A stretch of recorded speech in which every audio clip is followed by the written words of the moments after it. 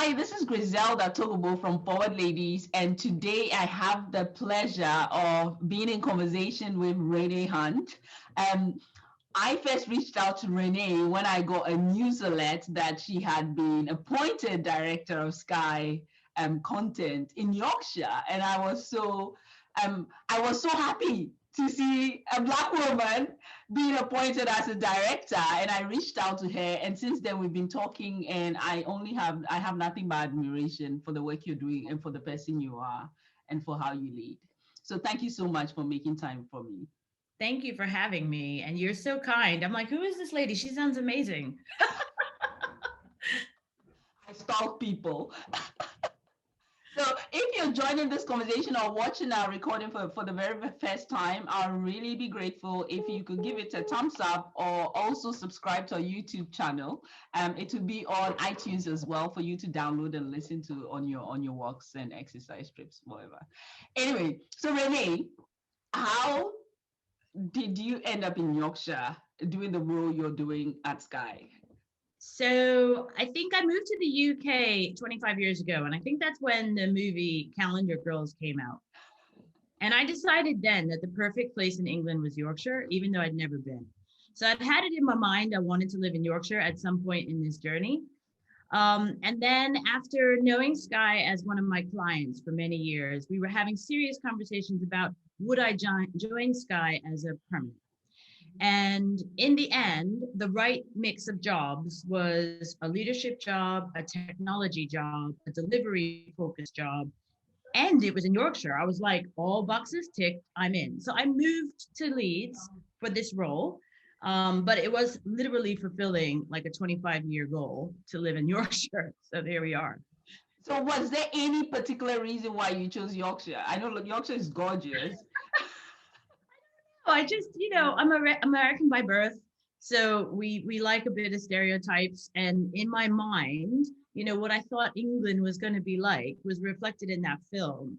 And the countryside, this is my imagination. It's always dangerous to have a fantasy about something and then get it, Yes, right? yes, But yes. what I found is that like 90% of my fantasy is true, right? So the wide open spaces, I love the sort of self-determination of Yorkshire people. It reminds me of Americans. Yes. It's like, oh, we'll just do this. We'll just get this done. We'll just do it. Stop. Right. And I love that.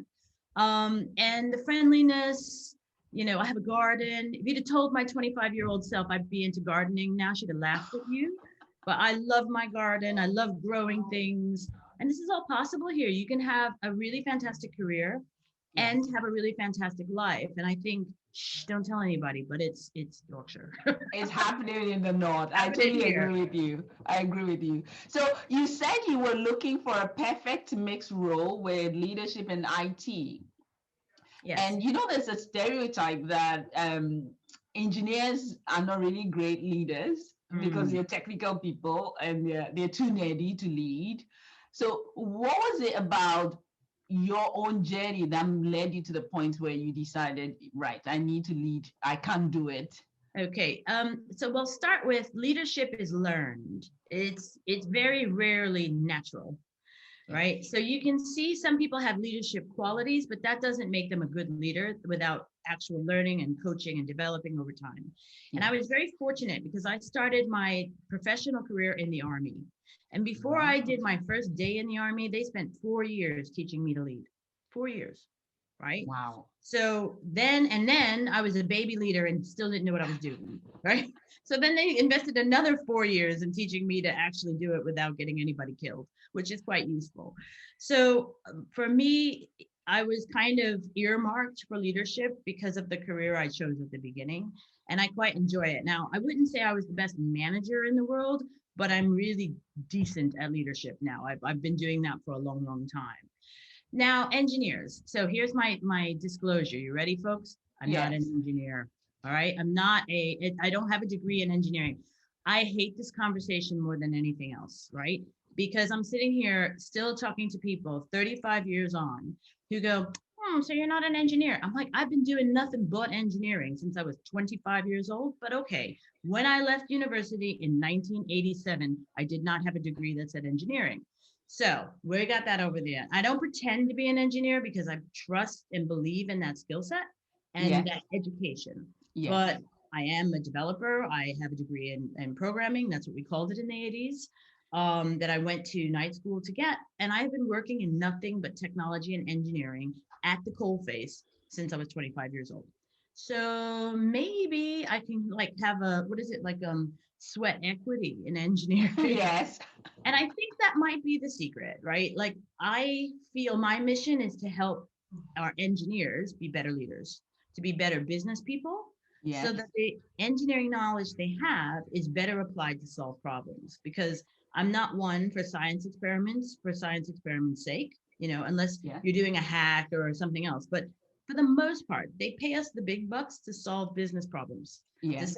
solve societal problems. Yes. And part of that is having your brain and your value set really centered in what it is important to the customer, what's Yeah. important to the user, what's important to the business, and what good engineering looks like.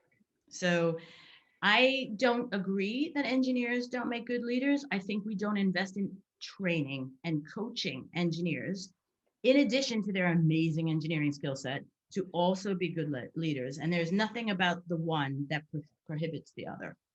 Yeah. Yes. One of my favorite bosses of all time has a PhD in engineering, and he's an amazing leader. Amazing. I'd work for him tomorrow. Absolutely. Fabulous. Yeah.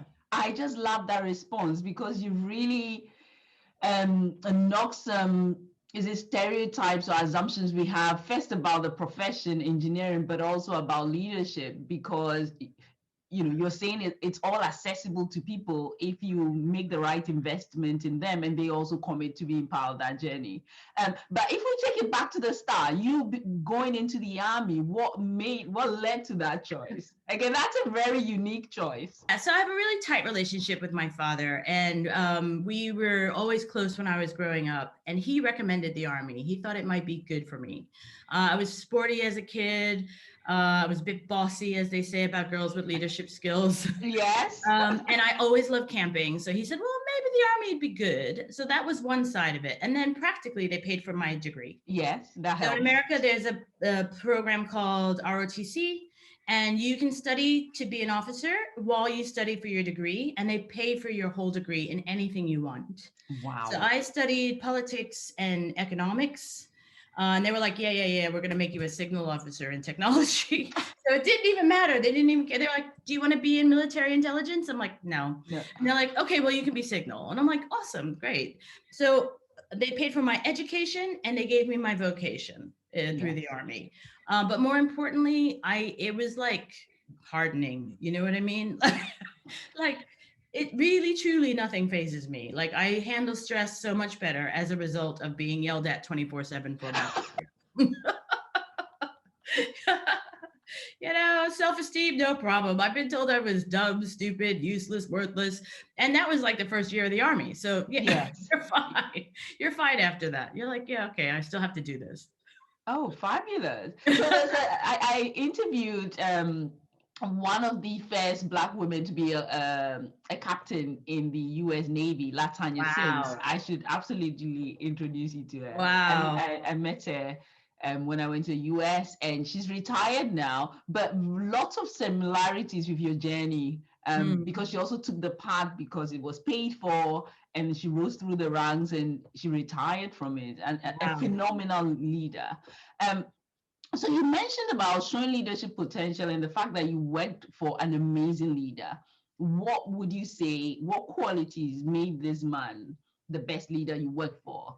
Let me break down a few amazing leaders and their Yes. qualities, the things they had in common. I think one, they set really high objectives and they were very, very vocal about them.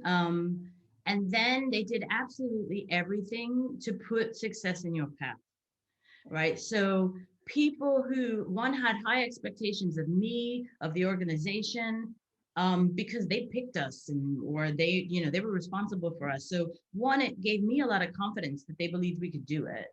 But then also they weren't too detailed about how, but more about, very clear about what success looked like at the end. And let us, have enough rope. And yes. Because you learn through that, right? Yeah. Really encouraging. One of the other things is leaders who are not afraid to give you sharp feedback. Yes. So what do they call it now? What do they call it? Sort of radical candor, Yes. and I would say kind candor. When you're not doing a good job, people need to tell you what's wrong because Yes. often you don't know. Yes. Sometimes you know and you hope nobody's going to find out, but often you don't know. And so having a leader who cares enough about you in that moment to call you up, take you aside in private, not in public, in private, and go, mm-mm, right? So to me, those are the qualities of the people, and mostly people who enjoyed their jobs themselves. Yes. Right. If you're Johnny Downer, like, those leaders that you work for who are never happy, who are always grumpy. There's a difference between people who are stoic, meaning they're not upset, but they're not going to be bubbling over, right? They're Yes. they're they're very flat in their personality. That's fine. That's who you are. Well done. Yes. But those people who are just every day's horrible. Every day's horrible. There you can't win. You can only lose. Da da da da. Like, why? Go find something that fills your spirit. Stop killing our world here. So for me, those are the people who really stand out for me. They were smart, but they didn't need to prove it to you every day, right? They were Yes. smart enough to let the brilliant people they hired get on with it, Yes. encourage them to speak their names in rooms when you weren't there. Yes. Yeah. I'm And just some of them I've nodding to kept. everything you're saying because obviously you're hitting all the right notes. Well, I would love to say that's me all the time, but it's the people I've most enjoyed working for, and I try to emulate. I try. Yes. Yes. And I was You really talk. lucky. I was really lucky in my career because when I was in the army, I had female and black leadership and black female leadership. Yes. My first job in Deloitte, well, she was the second MD. The first MD was only there for a month, but the second MD was black and female and tech. Can you believe? Wow. It And does she was make a and she was difference. all of that. Talk about, stop you in your tracks when you're not doing something right. You come here. Oh no, when you saw that finger like this, you knew you were in trouble. Yeah, yeah, yeah. But the pressure is really on when I mean, when I was in Deloitte, I was the only black female in my intake, and the pressure is quite on when you're the only one in the room Yeah. because you need to prove you feel like you're flying the flag for everybody else that looks like you. Yeah. Well, you're And definitely going to be the example they use when they say we tried that and it didn't work. yes, exactly. And so there's a lot of pressure with that. There's a psychological burden with that. And you do your best. Um, but it can be quite a lonely journey. So I know you're leading a team of about 200 engineers. You have to show up and be positive, giving that feedback, being energetic, showing that you love your job. And we've just been through one of the toughest times My in goodness. our history for a lot of people. Some people have coped better than others. So one of our members actually asked me a question recently that as a leader, when you're down, when you're demotivated yourself, when you're bent out, when you've lost inspiration yourself, how do you show up every day to inspire the people you've been given the opportunity to lead? That's a really good question, right? Let's add to that I am a extreme extrovert. So this is the worst punishment I can imagine. Yeah. Um, it's a really good question.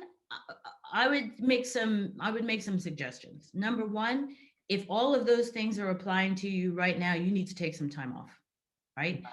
Trust in the people that you have in your team, and turn the phone off, take off the iWatch, put the computer somewhere, and completely disconnect from the work environment for a period of time, whatever Yes. period of time that needs to be for you. But I would say it's probably longer than 24 hours. But Right. you need to properly disconnect, and do that because you can't pour from an empty cup. Yes. So take some time out and really do things that fill your spirit, whether that's, if it's permissible, meeting with other people, Yes. working in my garden, listening to music, singing 80s songs, whatever it is, but really, really focus on filling up the happiness cup, right? Yeah. The other thing that's useful I find is we're so busy raising the bar, we forget to look behind us at the field that's growing. And so we just recently had our boss up. He traveled up from London, and it meant that we had to like kind of go through H1. So our first half of year is finished at the end of June, Yes. and each team got up and presented what they accomplished in H1. And I was like, whew. And that's really positive because you forget Yeah. how much you actually get done when it feels like you're not getting anything done. And if that isn't inspiring you, maybe you need to think about something else, right? Because you can't look at the collective achievement of your people, like never mind you, like you, whatever, but your people, if you can't look at that and be re-inspired, then that's giving you very, very strong signals about how you feel about your organization. And I would encourage you to have that conversation with your line manager, like not necessarily move on, but have that conversation with your line manager because something's missing, right? And I think as leaders, sometimes we forget that it's our job to lead, but it's also our job to develop and grow and to keep that energy going for our people, right? And then my last one is fake it. Fake Right. it because your brain doesn't know the difference. I saw a Yeah. fantastic TED talk on this, and it's like why Hollywood people fall in love with each other when they've done a movie because they've spent so much time faking it that your brain doesn't know the difference. So fake it, fake it, fake it until you feel it, right? Yes.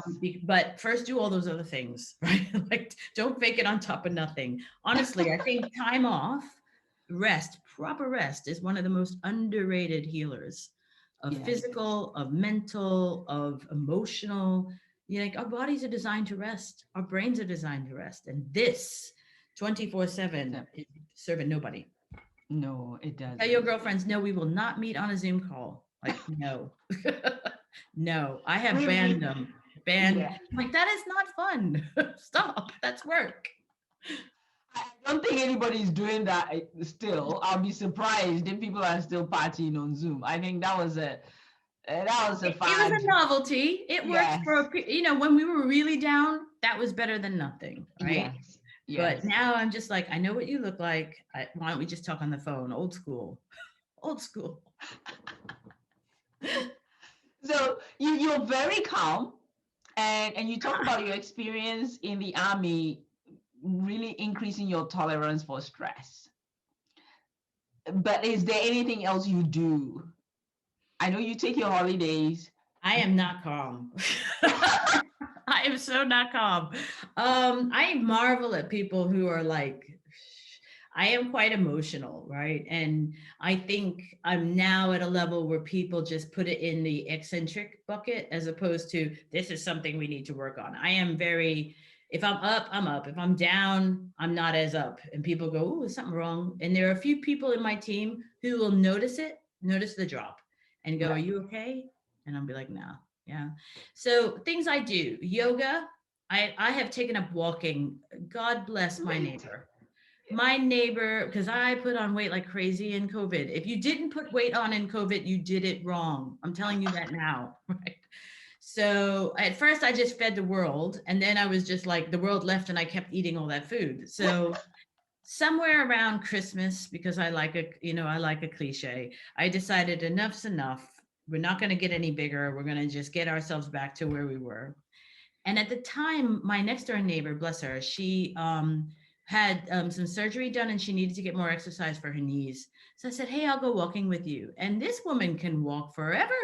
Yes. So, but it's really got me going. So I do my 10,000 steps every day. We go on, proper, 8, 9, 10, 11, 12, 14 kilometer hikes around Wow. the countryside, which has been restorative. I mean, again, if you'd have told the party girl that was 30 that she'd be walking and playing in the garden, she'd say she must be middle aged now. Yes, yes, I totally But agree I that I'm love also, it. yeah, I am into walking and gardening as well. But when I tell people that I go for a 5K walk every day, I have two young children, I'm quite busy. They just think, how do you find the time to do that? Make And, the and time. so what do you tell people who are You still saying, make I the time. don't have the time to do that? I You can't find the do. time. You do. And you don't have to be like our girl, Michelle, who gets up at 4:45. No, if I'm up at 4:45, I'm going clubbing. That's my answer. But no, you make the time. There is so much time in our day, especially when we're not commuting. And you know what? The world isn't going to fall off of its axis. If you turn your computer off for an hour and a half at lunchtime, it's lunchtime. This would be a gift for your people. At Sky, we have, in my part of Sky, we have 2 hours off at lunch every day. 2 hours. Every day, 2 hours. And you can choose to work quietly during that time. You can take the whole time off. You can do all your meal prep. Twice a week, I use that time to either do yoga or go for a walk. Right? Wow, I that's can, I impressive. personally can't afford that much break in the day and still have a normal work day, but twice a week I can, and I use that as to go for a walk. Get up a little bit earlier, right? And I waste so much time on Instagram. If I use a little less Instagram time, I use that time to do my walk. And then so that my walk is productive, I listen to books or Yes. podcasts so that I'm educating as opposed to listening to Dua Lipa because I love me some Dua Lipa. But I listen to books and podcasts so that I'm doing my professional development while I do my walking. Yes. So it is a Oh, little bit about slicing time, but if you're a leader, if you're a senior person, you're going to be busy. I am unfortunate. I don't have children, so I don't have that added pressure. And yes. my husband's retired, so I need to be completely honest with everybody. So they go, "How is she's a superwoman?" Like, no, honey, I have a very nice life, and but I do all the cooking in our home. I do all of the shopping for the food. So there's still chores I have to do, but I still manage to make that time. Because if you don't, again, can't pour from an empty cup, right? Yes. Yes. My biggest challenge, and any y'all have an idea, is when do I do my actual work? Because Yes. if you're like me, your schedule, like lockdown, means that everything's by appointment. So all that easy FaceTime you used to do in like 5 minute, 10 minute with people, so they feel connected, suddenly becomes a meeting of a Yes. minimum of a half an hour, right? Yes. You could try the 15 minute, it doesn't work for us. Yeah. Yes. So if I don't, my big challenge is I do that, then I want to have some time for my development or my exercise. And then it's like, whoo, when am I going to do this? Which sometimes is Saturday. Sometimes it's Saturday while I'm watching the F1 or the football because I work in sports. So that's also work kind of. I enjoy it. I'm lucky. But yeah, sometimes it's Saturday. Fabulous. So for you to have a 2 hour break during the day, when do you start work and when do you finish? Just so people can really understand what a day is like for someone So working at Sky. everyone, we have really flexible working at Sky. So Yeah. we're really trying to model and really trying to learn about how we're going to do hybrid, how we're going to do flexible. Yes. It's causing great deals of anxiety for my people. Will you please tell us what the rule will be? I'm like, Yes. I don't know. I don't know. It's not going to be up to me. Good news. It's not going to be up to me because if it was up to me, I'd have y'all in the office 5 days a week so I can give you hugs, right? But I know that's not ideal, so we won't Yes. do that. We won't do that. So I think it's going to be down to the role and what you do. And today, I literally don't care. Like my DRs, their DRs, even my people, I do not. I've never cared when your work starts and when it ends. I think it's in 2021 a ridiculous conversation, honestly. Yes. Right. So at the end of the day, most people in their jobs are trusted with several thousand, if not millions of pounds worth of asset. We're trusted with that. We make decisions about it every day, no matter what you do, whether you're an accountant, a marketing person, technology person, we're trusted with that. We don't have somebody over my shoulder looking at that all day long, right? Yeah. But Yeah. yet, we want to tell grown adults what time they need to start work, what time they can have a break. It reminds me of what was that? Shawshank Redemption. Yeah. The guy had to ask to take a pee. I was like, no, it's a silly conversation, right? So Yes. I've never cared, never, right? When people say, "Can I take holiday?" I'm like, I don't know, can you? Right? Like honestly, I don't know, can you? I don't know what your workload is. You know what you have to do. You know when you have to get it done by. Why are you asking another full-grown adult who has no idea if you can have holiday? Whatever, right? Yes. So that was a long answer to. So my day typically starts between 8:30 and 9:30. Yes. Some days it starts at 8:30, Some days it starts at 9:30. Now start. What does start mean? I'm an early riser, so I'm usually naturally awake by about 6 to 6:30 in the morning. The Yeah. first thing I do, because I want it to be positive, is I look at my Instagram. Isn't Instagram happy? It's a happy place. I look at Instagram, I see sisters losing weight. I'm like, yay! I see recipes. I see my niece who needs to wear more clothes, and all kinds of stuff that just makes me happy, right? That's my day. Then I'll pick up my work phone and I'll look at the hot emails Yes. and I'll respond to some emails. I'll look at my diary, and then I'll make a decision as to how much time I have in the morning. I'm gonna be honest, I'm not one of these people who gets up in the morning and works out. I can't do it. My brain Right. just no. Then home office, I'm very fortunate. I have this whole room just to do work, which allows me that separation. Which, if you Yes. can do that, if you are privileged and fortunate enough to have a separate space, even if it's a closet, you can put a computer in, but it means you can shut the door on the work when the Yes. work is done, right? I sit in here and I work until my first break, which is usually that 1.5 or 2 hour lunch. Yes. And then depending on the day of the week, I might have, I do some education. So I do education 2 days a week. And I'll sit down and do 1 hour of personal development twice a week during that lunchtime. The other times I go for my walks. So I go with the neighbor once a week, or I'll go on my own for the short walk into town if it's Yes. nice, because I'm very fair weather. Or I have a little mini trampoline, I'll jump on the trampoline, or I'll do a bit of yoga. But that's that time. And I try to use that structure. Ending time, who knows? We have an American parent. So if we have a meeting with Comcast, our parent company, that could Yes. go on till 6, 7 o'clock at night. But I Yes. balance that with other time during the day because I still have to feed people. My husband does quite enjoy speaking to me on occasion. So having focused time where I can break out the day and just talk about life and, you know, fashion and where are we going to live, our latest our latest ultimate obsession. Where should we buy our house? Stop it. Yeah. So yeah, I mean, again, and I wouldn't want to, my recipe doesn't work for anybody Yeah. else. Yeah. Yeah. Yeah. Yeah. I tried doing that 5 a.m. club. Have you ever done that? 5 a.m. club. Are you in it?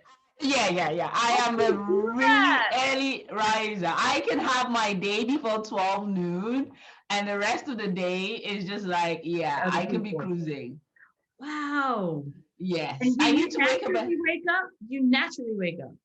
Yes, I've always been an early riser, but Oh. after kids, you tend to have to force yourself back into the routine. Mm, But I noticed that after lunch, I'm not as sharp. mm. But that's It's just natural. yes. So I don't want to drag work till after lunch because it just feels a lot harder. So if I can get more Mm. done, and also because kids wake up, around 7, 8 o'clock. My kids are also early risers. Oh my God. Yeah. So it helps me to get some balance and get some working before everybody else wakes up.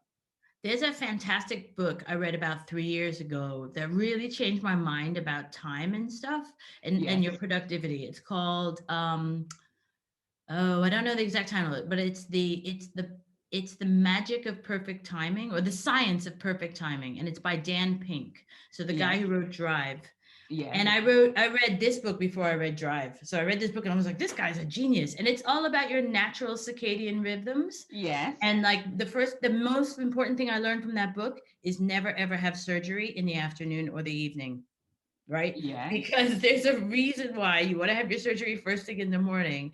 And there's certain tasks that we do better in the daytime or the Yes. morning, and certain tasks we do better at night. Who knew? Right. And it's like, and it's phenomenal. And then the time of the year as well. I've really taken that into my thought process, my planning, when I want to have certain meetings. Very, Yes. very good book. Highly recommend it. Oh, fabulous. I was going to ask you for a book recommendation, which we always do, but you've already answered a lot of my questions. Well, But I I'm want to hoping people have read my favorite book, which is Shonda Rhimes' Year of Yes. no. If you ask me to mentor you, my first requirement is you read that book and then we talk, Oh, right? wow. So you know our girl Shonda, like Of please, course. Shonda. What I love about the book is it's a memoir of 1 year of her life when she Yes. was already at the top of her career, already at the top of everything. And then she did one change, the year of yes, and Yes. it changed her whole life. And Wow. it's a phenomenal book. I read it in like 2 days, and I'm not a fast reader because I just couldn't put it down. It's phenomenal. There's so many things you've said that I want to really touch on quickly. You said you make time for education 2 times a week. Now, that for somebody who is already the top of your game is pretty impressive. So, what are you currently learning or working on? What areas are you developing? I So think that'll be really insightful for a lot of people. it changes. It changes. I will be really transparent and say right now I'm studying Italian. So I have a tutor and I have homework, and twice a week I study Italian because Love that. so I have a practice that every year on my birthday, so that's coming up, I make myself a development Yes. promise. Yes. So one year my doorbell just rang. Now let's see if anybody goes to get it. It's just there. So it changes every year. So last year on my birthday, I said I wanted to learn to speak conversational Italian. I have Okay. really good Italian friends. If it wasn't for COVID, we'd be visiting them next week, but we're not. And they live in a tiny little village in Sardinia, and everyone's so lovely and so welcoming to us. And most people don't speak English. Oh, yes. That's So a our good friends are incentive. spending the whole time being translators. It's a miracle. Oh, And they're like nephew, who's 8, who's now my Instagram buddy. Back to Instagram. So I'm like, no, I'm going to at least be able to talk about the food, talk about the weather, ask for, like simple basic things in Italian. yes. So Yes. that's that. But then I also spend an awful lot of time learning about Kubernetes and cloud migration because I'm not an engineer. And I studied programming 25 years, well, no more, 35 years ago. Yes. So I have to constantly make time to keep up with what's new in technology. I'm not ever going to push anybody out of a seat to write JavaScript for them, but I at least need to understand, modern technology, modern patterns, trends. Otherwise, I get found out pretty quickly. So, in addition to the focus study, I Yes. haven't read a book that was completely fiction in, I think the last book I read that was fiction was a year and a half ago when I was on holiday and I read The Goldfinch. And that was like already ages old and it already had a movie out, right? And I was like, no, I'm gonna read the book. There are certain things I have to give up, right? Yeah. To I have totally get time it. because when I'm retired, I'm reading all these books. I like everybody. I'm not, you see that? That's my bookcase. Most of them are fiction books. Haven't read a thing, right? Yes. There are so many similarities because I also haven't read fiction in ages because I'm just Yeah, like I have too much to learn. nobody got time for that, right? Yeah. So you mentioned mentoring people. What's your top tip for both mentors and mentees? Again, that's another thing I get approached to do quite a lot, and our Yeah, me too. membership platform offers, the option for people to search for mentors and search for mentees. And I have had some wonderful, amazing mentors in my life. So, what's Me been your too. experience with that, and what advice do you give around that? Uh, I have to call out Chris. So Chris Lochran is ex-Deloitte partner, and he's been my mentor for over 20 years. And I am so lucky. And I'm calling him out by name. Lovey Jackson, who was a partner at Deloitte as well, was one of my mentors. She was the Black female MD that I worked for. I think one, it's important to have mentors. Yes. Sometimes they don't know, right? Like it's okay that you can have a mentoring relationship without having that awkward, can you be my mentor conversation, right? It's obvious. And I don't think it needs to be that formal. Yes. So I have two beliefs about mentoring, right? Yes. There's sponsoring, which happens inside your organization. Yes. And then there's mentoring, which can happen inside and outside, but I highly recommend the one outside. Yes. And here's my number one reason why. You should be able to tell your mentor anything, absolutely anything, without putting them in a weird conflict position, right? So if my mentee tells me something because they need to get some advice or want to think it out, and they're inside the organization and I know that's putting something they're working at risk, Yes. What do I do with that information? I'm a director in the company, right? So one, I try not to have those kinds of conversations with my inside mentor, Yes. because I don't want to put them in a Yes. conflict situation. There's loads of conversations. So if you're in an organization, I highly recommend you get yourself a sponsor. And a sponsor is 1 to 2 grades higher than you, maximum. Because if they're too high in the organization, they're not in the right rooms to actually Yes. have some influence. So you Absolutely. want a sponsor who is influential, who's in the right rooms to speak your name and to be looking for opportunity for you, and Yes. to hear the feedback about you, to be able to fill in for what your line manager may or may not be telling you, right? Yes. Yes. That's one. And then your mentor, I like, is like my poor Chris. He's like my agony aunt sometimes. And I can literally tell him anything, right? Like anything. Like, I'm actually thinking I'm going to quit tomorrow. Like that, I could tell him, right? It's not going to go anywhere. And his answer Yes. is in my best interest, It's always, safe. It's because he has nothing to gain from what he tells me. yeah. So, and the other thing is, it's not just Chris, right? So I have a couple of mentors, and I go to different mentors for different Different things. things. Yeah. Yeah. Otherwise, you just exhaust your mentor, honestly, right? So, and sometimes I Is see it? my mentor every day, like once a month, and sometimes it'll be 2 years before I pick up the Yes. phone and go, "Do you got time for half an hour coffee or Yeah. something?" Yeah. Yeah. And I don't go, "Would you do a mentoring session with me?" No, it's like, "Do No. you have time for half?" And they know what it's about. Yeah. Yeah. So Yeah. I'm sure people listening to this will be thinking, "Oh my God, she's amazing! She's got everything figured out," and All we true. know that's not true. So we know you've had some pretty. You have barriers, and you may have some failures as well. Let's touch on the failures. Let's celebrate the failures. What's been your biggest one so far? I love that new Army commercial where they were like, "Our greatest advantage is failure." And I couldn't agree more, right? Yes. It's, oh gosh, I'm trying to think of what I can talk about. Um, so I'll talk about the first reorg. My team would tell you every reorg I've done is a failure. That's what my people survey says. But the first reorg I attempted when I joined Sky was an abject failure. It was a disaster. And what I learned from that was, I had my own idea and I was quite clear, and I have a pretty powerful voice. And I had a bunch of line managers who had never worked with me, didn't know me from Adam. So I'm in a room with them talking through it, thinking that they're agreeing, that they're Right. on board, Right. never really giving them the oxygen or the permission to object. Right. Now, I didn't think I needed to give them permission to object because I'm not that kind of leader, but they don't know that. So Yes. they're all going, uh-huh, mm-hmm. And then no ownership, no buy-in. And it was a bad idea, like for 16 million different reasons, right? Well, I won't even pretend it was a good idea and there was no buy-in. It was a bad idea. Now, some of that bad idea has come back now, but that's 4 years later, right? Yes. With the Yes. knowledge of this organization and what it takes to get stuff done. So that was massive and it smarted.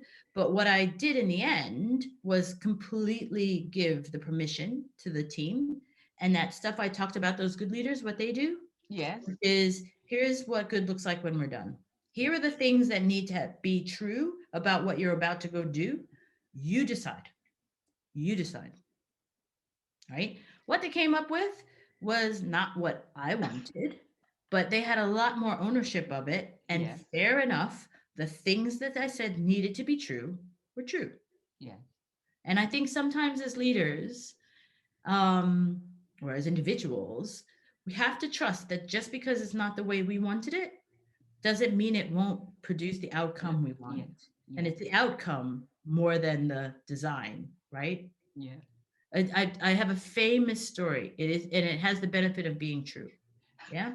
So Okay. way back when, way back when, OCR scanning. Remember OCR scanning? Way back when, the what is it? Optical character recognition. So Yes. when we were first creating scanners that could interpret a typed or written character and convert that to digital, and then bring it back as actual words. Yeah. Let me tell you something, flaky as hell. Didn't work, terrible, right?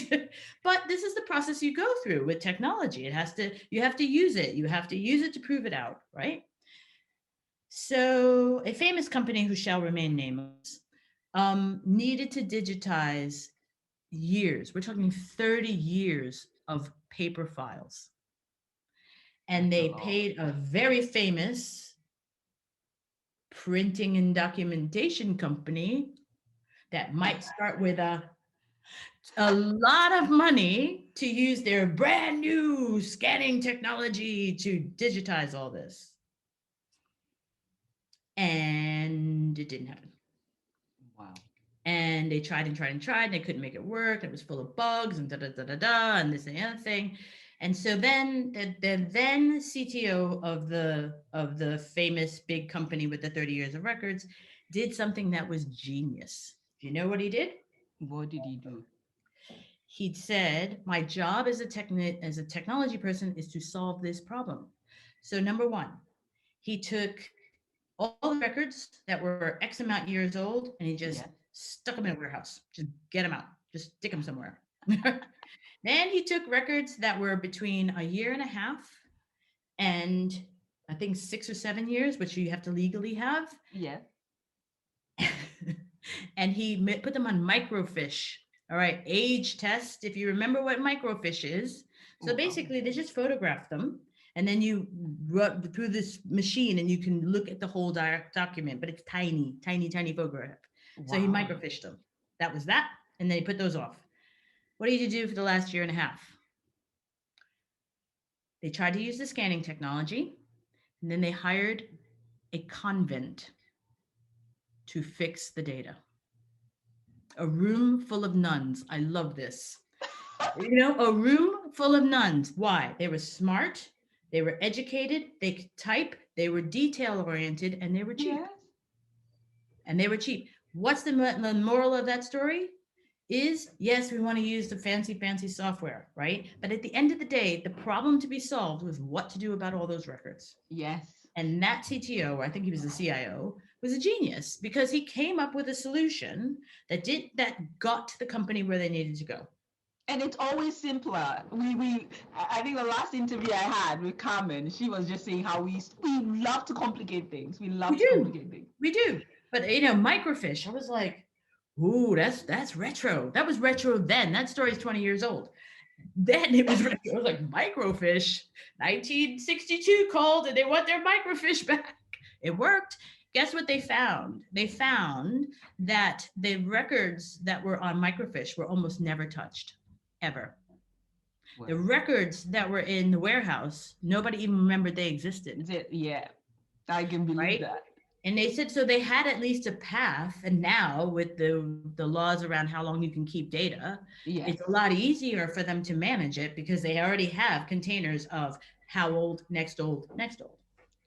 I feel And it. the OCR scanning they continue to invest in, and it got better because you have to use new technologies to make them work better. Yeah. Awesome. I love that story. Room full of nuns. I will look at my It's team a sometimes and fabulous I'm story. going, I think we need a room full of nuns. And they go, oh God, here she goes again. Women at the end of the day gets it We done. solve all problems. I think, yeah. I was just going to say, I hope they were paid a fair wage. Well, I'm sure they were. you know, he said it was a win-win because at the time, the church and the convent didn't have ways to make money. Yes. Yes. And this was a really good income stream for them that basically allowed a very older population of people to work quite comfortably in their convent. So you know, because I was like, oh, exploitive. And he's like, hardly, you know, like they didn't have ways to make money. So we'll talk about something we're both quite passionate about, diversity and inclusion. We know a lot of businesses are struggling with that. George Floyd has shone a spotlight on the issues, and everyone is trying to do better. So in your role as a leader, being in charge of hopefully culturally diverse teams, yes. what's worked and what hasn't worked? What lessons have you taken from that experience? Oh gosh, it's so challenging. So my biggest challenge now is that in my leadership team, in my extended leadership team, I'm the only person who's brown. And that is concerning for me, in especially in Leeds, where we have a decent population to pick from, both Yes. for Asian brown people and African Caribbean, and as Yes. me, as I like to say myself, black other. What the heck is that? Black I other. love that. So I and love I that. am working on that. I think the biggest challenge is attracting talent. Yes. I don't believe that there is a pipeline problem. I think we have the challenge that if you are brown and in a position of leadership, you are probably pretty well valued. If not, you have your choice of places to go to where you will be No well valued. shortage. Yes. So we need organizations to recognize the value of bringing diverse talent into the organization and all the extra they're going to do Yes. as a result, and then reward them accordingly. Yes. Because ultimately, I'm trying to attract wonderful brown engineer from company X who has a bonus that he can or she can guarantee for the most part, Yeah. has already built the relationships, have already done all the hard Yeah. work. And I say, hey, you come over here and solve my problem and take industry wage. Why would I do that? Right. And I always equate it to whether it's women in engineering or whatever diversity you need to bring to improve your team. And let me be clear, you're improving your team on many, many, many Levels. levels. Yes. But whatever person you're bringing in to improve the team, I want you to pretend you're Manchester United, right? I'm a West Ham fan. I'm not picking them for any other reason, but West Ham would never do this. So let me be clear. Let's pretend you're Manchester United and you have some of the greatest strikers in the world already Yes. on your team, but you're not going to rest on that. You're going to search everywhere. And when the transfer deadline comes, you're going to pay. Let's pretend you're Man City. You're going to pay 100 million pounds for a striker who's 27. What? Right? Because they're going to improve the Bring team, value. Yes. right? You're going to sell shirts because their name's on there and all of the extra stuff they bring. And I Yeah. think we need to start thinking about our talent in that way, I which love that. is dead man shoes. Oh, I have to wait until the job opens. And then I have to hope that there's a brother or a sister or a cousin looking and that I can attract them with an average pay or or a competitive pay when they have that where they are. Why would they leave? Remember, they're solving my Yeah. problem, right? Yeah. So Yeah. I think we have to make, so that's my learning. We need to do better. I'm working on that. I'm big time working on that. But what I can say about diversity is we have over represented, not over, I think we have represented appropriately around women. Yes. So my leadership team is majority women. I have 4 women and 1 man in my direct leadership team. Yeah. The 4 women are heads of, and 1 man who's a head of. So they're all peers, right? Yes. Then in my extended leadership team, there are definitely more men, Yes. but we also have senior women in that team, right? So when you look at a technology organization, I can always do better, and I'm always looking to do better. And why I think we need to have more people in my leadership team who are brown um, is I just think it's important that the people in my team can look through an organization and see themselves represented, because I don't want to lose out on a talent who believes that they cannot make it here, right? In Yes. addition to all of the experience that their life experience brings, right? Neurodiversity, yeah, whatever. Life experience diversity will bring you neurodiversity, I guarantee it, right? But There ain't no neurodiversity like the diversity of someone who has had to figure things out a different way because of the color of their skin. yes. And if you don't believe that's true, you're probably not brown, right?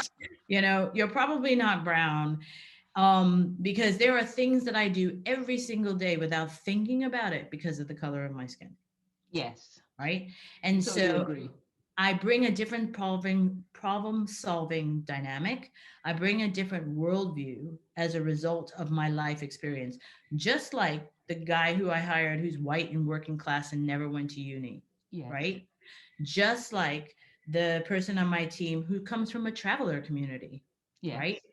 Just like the gentleman on my team who's white and over 50, right? All of these people bring a diverse life experience to the team. And to me, diversity means all of that. My LGBTQ community are like represent, right? Yes, please. And we have a really, we recently had a person who didn't even work for us, didn't work for us, worked for one of our vendors, who took this opportunity of the time, because of the time they spent with us, to come out as transgender.